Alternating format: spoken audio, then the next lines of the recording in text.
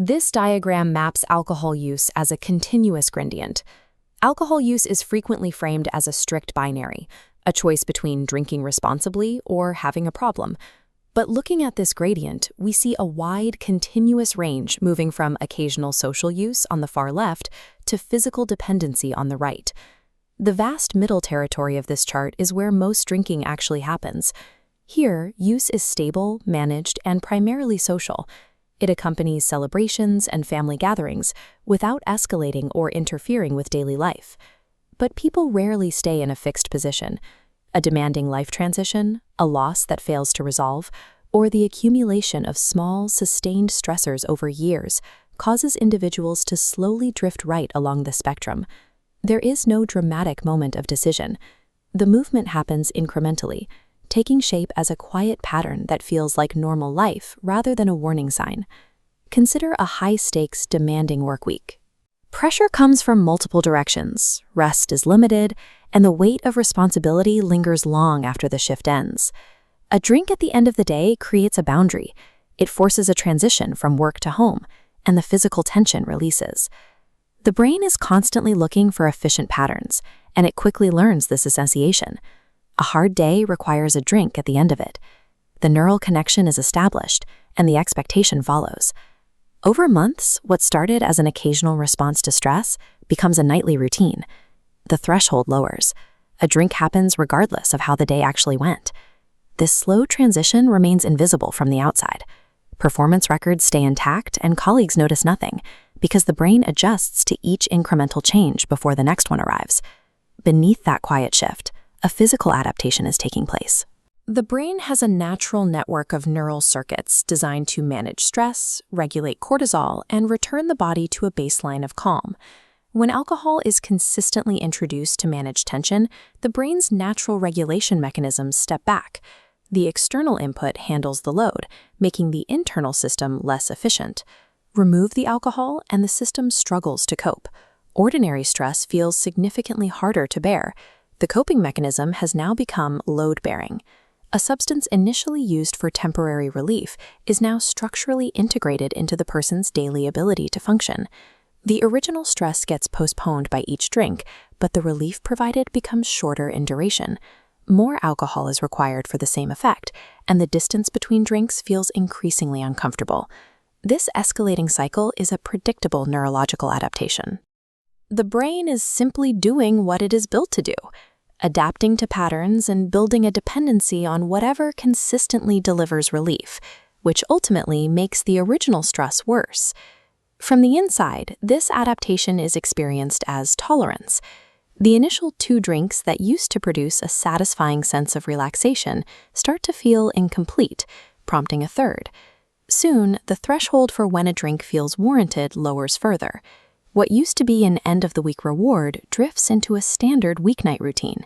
The internal narrative slowly begins to shift. The conscious choice to have a drink is replaced by a persistent, quiet pull, a recognition that the day simply cannot conclude without it. Behavioral markers follow this neurochemical shift. The window of time between the last work obligation and the first drink actively narrows. For shift workers, morning drinks post-shift start encroaching on the hours before their next rotation. The context changes as well. A beer with colleagues or wine at family dinners fades into solitary drinking. The individual is no longer seeking company. They are seeking the effect. Eventually, their own volitional control becomes entirely unreliable. A person makes a genuine, committed intention to stop drinking for the night and observes their own inability to follow through. This disconnect leads to hiding or minimizing consumption. Disposing of evidence, keeping a separate supply, or underreporting amounts are all behaviors pointing to a growing internal awareness of the problem. None of these behaviors in isolation is a diagnosis, but stacked together over time, they form a clear, observable story of escalating misuse gathering momentum. This invisible escalation degrades professional safety margins. Slightly slower reaction times and tiny lapses in sustained awareness erode the exact cognitive functions required in high-stakes, safety-sensitive environments. The reliance on alcohol also impairs emotional regulation. Without it, individuals become highly reactive to small frustrations, increasingly irritable at the end of the day, and less resilient to ordinary challenges. Physical costs accumulate silently well before clinical symptoms appear. Even moderate use causes chronic sleep disruption, compounding over weeks into a deep, pervasive fatigue that feels like a general state of being. The emotional toll on relationships is equally heavy. The secrecy and emotional withdrawal create a distance that partners and children feel long before they understand the cause, making interactions increasingly transactional. This diagram maps how these degradations compound.